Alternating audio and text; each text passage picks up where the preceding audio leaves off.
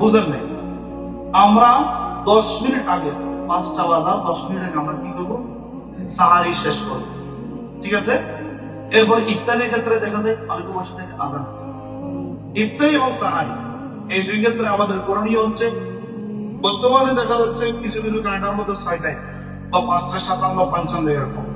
তাহলে আমাকে 5:55 হয়ে গিয়েছে, সাথে সাথে ইফতারি, সাথে সাথে আমি আজানের জন্য ওয়েট করবো না।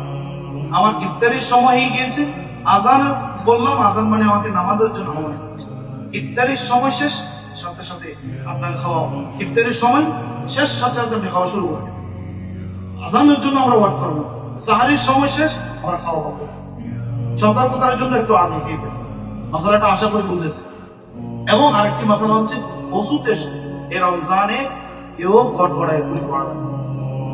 গড়গড়ায় যদি গুলি করে, গুলির পানি কোথায় যাবে? আরেকটা প্রশ্ন করছেন ইনহেলা।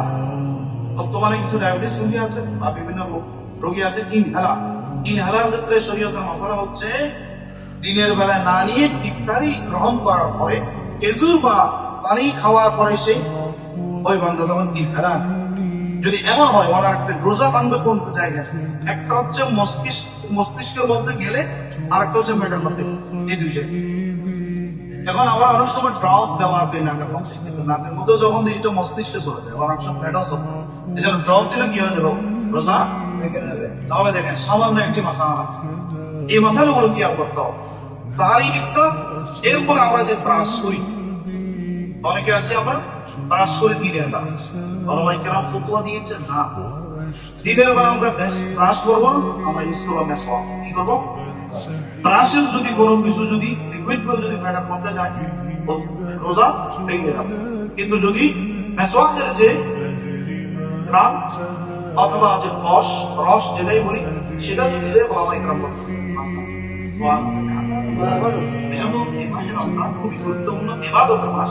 আমরা যে আজকে মাসালা 1 নম্বর হচ্ছে শিখলাম সাহারি এবং ইফতার। 2 নম্বর হলো আপনাদেরকে ওযুর ক্ষেত্রে কুলি করা।